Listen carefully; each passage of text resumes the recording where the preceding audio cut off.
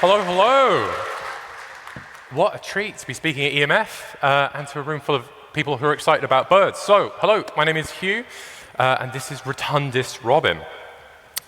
So, my name is Hugh. I am a maker, so my partner and I actually made the 10 times scale Tildagon badge. So it's at Null Sector if you want to check that out.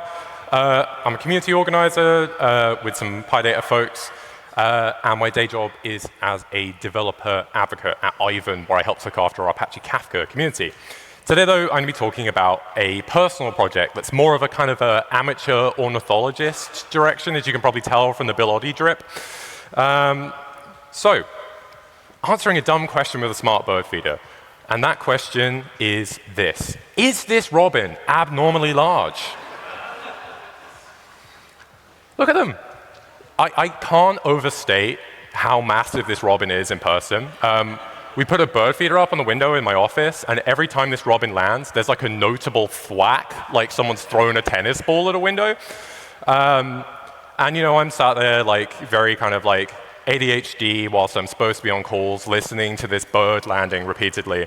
And my curiosity gets the better of me. Just like, how heavy is this robin?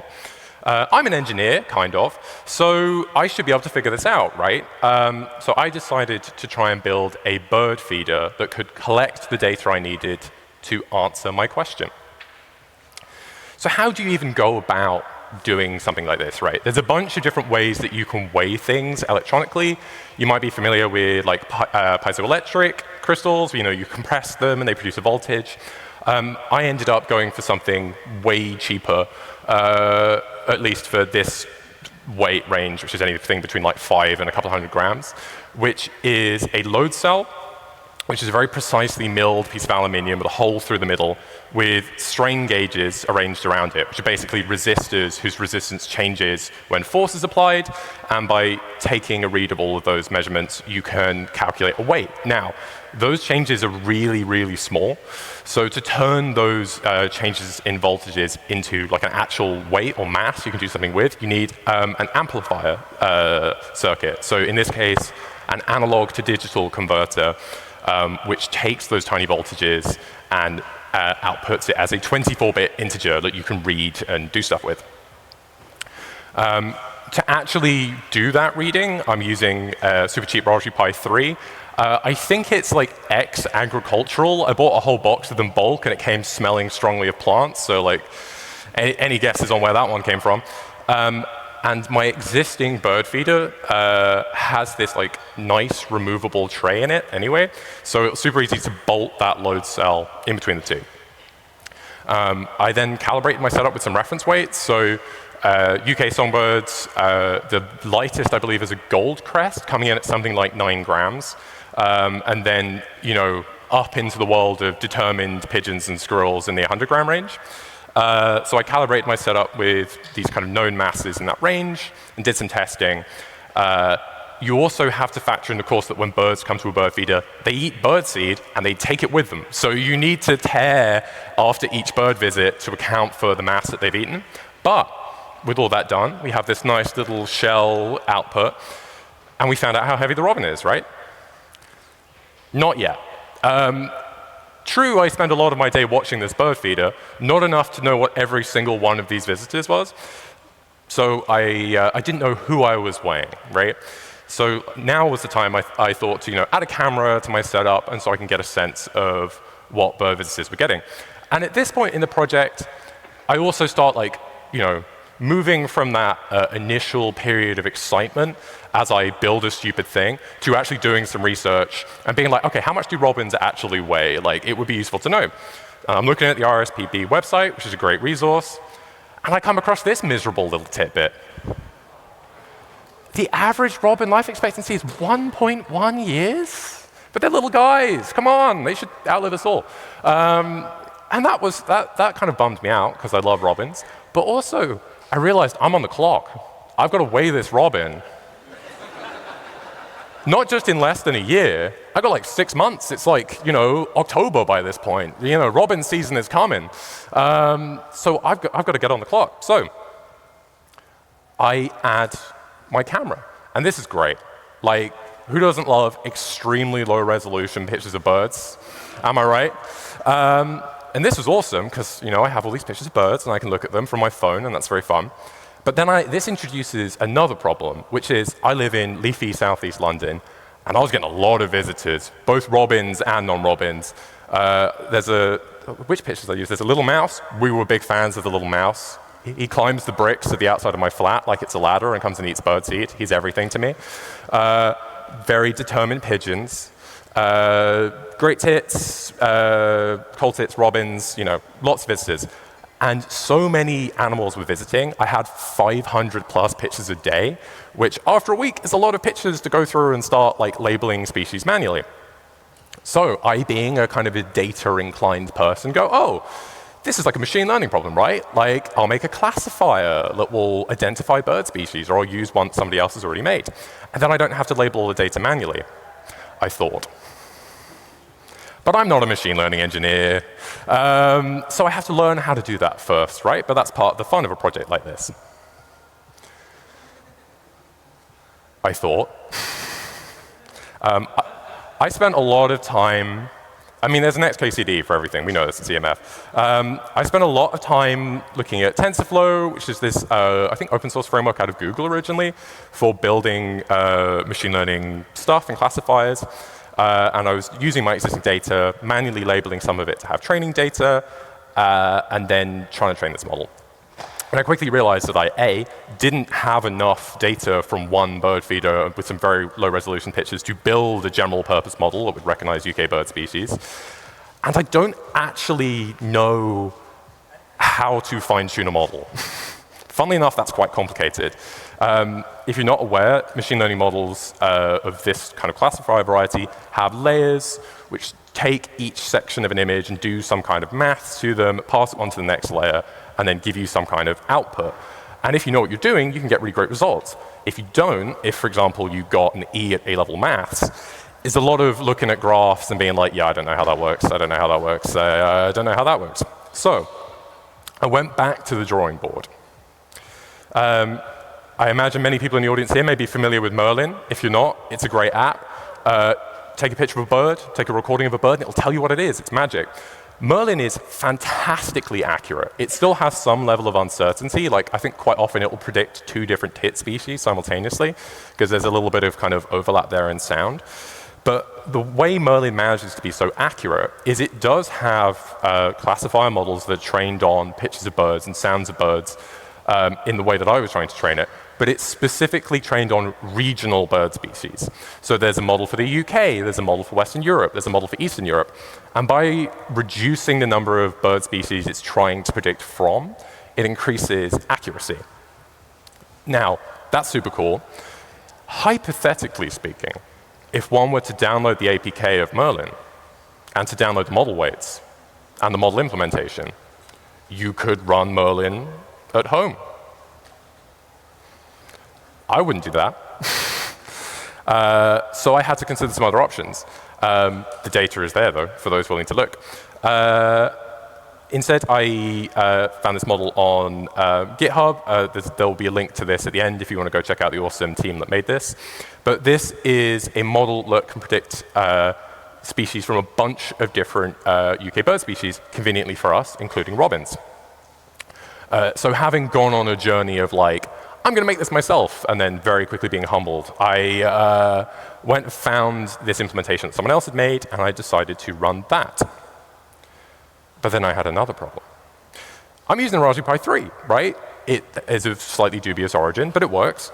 But as you may well be aware, Raspberry Pi 3 isn't necessarily machine learning hardware. It'll give it a good go. And in the process of trying to coax a Raspberry Pi 3 into running this model, I did manage to kill one. Wasn't great. He'd had a hard life before he came to me, but nonetheless, didn't feel awesome. So I needed to figure out a way of running my bird species predictor model without melting a hole in my desk. This would usually be the part of the talk if I were doing day job stuff, where I'd be like, well, what you need is Kafka and events and a microservices architecture, and we're going to distribute things horizontally, and it's enterprisey. But I'm off the clock, so I get to say that it's much easier to do it with Google Drive. Other cloud storage options are available. If you have your own NAS, you could use that. But just a single API call pushing the images from the Raspberry Pi over Wi-Fi to storage, which works great. And then it means you have a batch of images that you can download, and then you can use any slightly more robust hardware, like this laptop, for example, to do the actual classification, to run the model against all of the images, and to annotate them. And if you do that, you end up with some images like this, which was very exciting. It took me a long time to get to this point. But I ended up with thousands and thousands of images like this, where I have an image of a bird with the species, the time the image was taken, and the weight, all in the file name, so I don't have to deploy a secondary database because I'm lazy, despite being a data engineer. Great, so this is enough to weigh a robin, right? Like, picture of robin, weight of robin. Surprisingly, no. I'm looking at the data. And I am doing some Kafka stuff behind the scenes here because I couldn't help myself. But I'm streaming all the weight data out, and I'm using Grafana to plot it so I can kind of keep an eye on the bird feeder and pretend I'm doing work for my job. And I could see in the data that the scale would occasionally get stuck at 20 grams, and then it was getting stuck at like minus 50 grams. And then it was just going real wrong. Like, I was calibrating it, and then the numbers were just falling apart, right? So I'm plotting it, and I'm like, okay, I'll plot it against, like temperature that day, and humidity, and air pressure. Like, is there something interfering with my sensor? Wait a minute. Surely not. It was the pigeons. I went through and I lined up all of the pictures on the camera of pigeons, and all of the times where the data broke, and it was pigeons breaking my sensor. As you can see here from their trail of carnage that they reached through my data set, that pigeon does not weigh negative 96 grams. It probably weighs about 300 to 400 grams. The pigeons were staying so long, and they were eating so much birdseed that the setup would re-tear, it'd go back to 0, and the pigeon would keep eating, and it would repeat. And so the weights you're seeing here in the negative are not an error reading per se. They are how much birdseed that pigeon ate in one sitting. 86 grams. It's just insane. Now, I gave a much shorter version of this talk at PyData London, like a little lightning talk, and everyone there had lots of suggestions about how to deal with the pigeon menace, ranging from air horns, flashing lights, lasers. I've got a soft spot in my heart for pigeons. I feel like they're much maligned.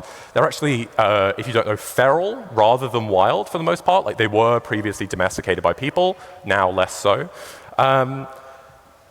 And even if they were kind of ruining my experiment, I mean, look at that one in the last frame.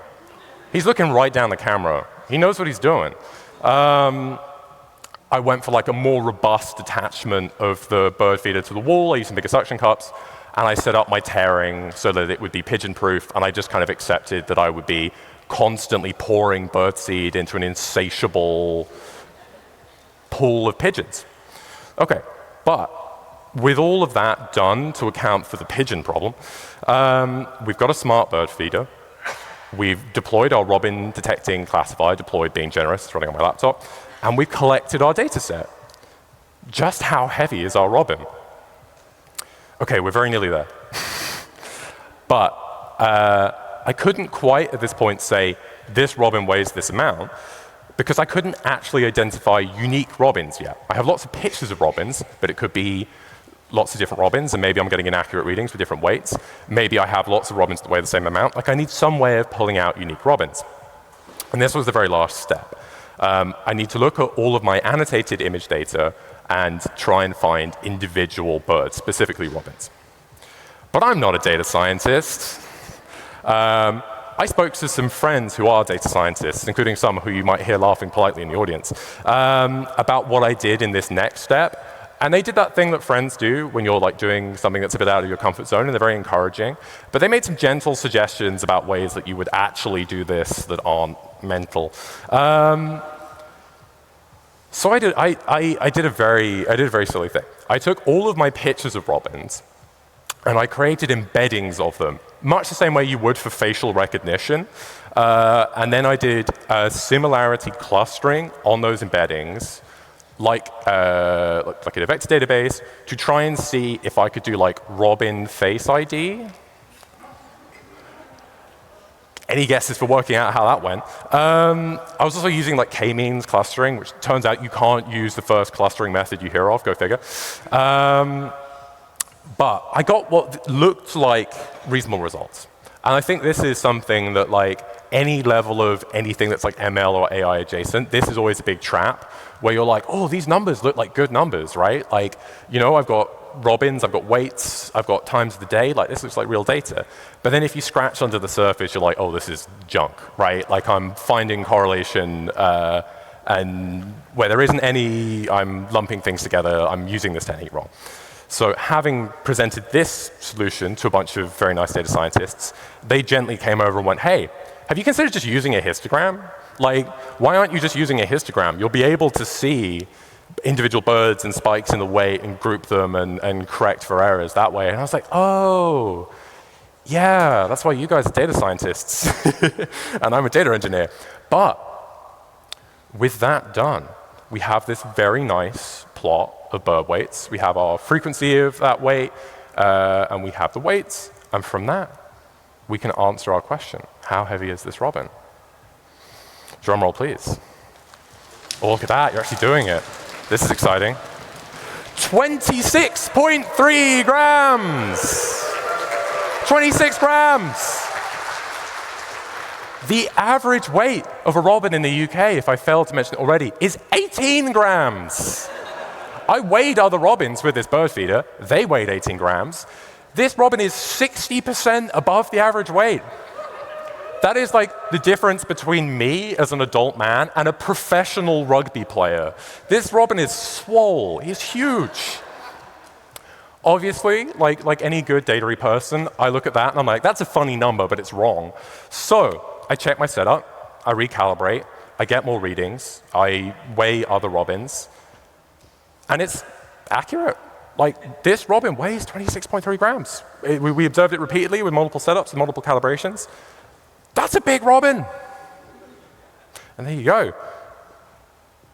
And whilst I was doing some more research after this project, I came across this slightly more uplifting fact about robins, which is, whilst most robins don't survive their first year, it has a good chance of living like much longer. Some robins can live up to 19 years. Like, I have a sister younger than that. There's a robin out there who's got its life figured out more than her. And I'm very happy to report that this project was happening kind of December of last year, was the last like final sprint on me getting this working. I've since measured a 26-gram robin at the beginning of this year. So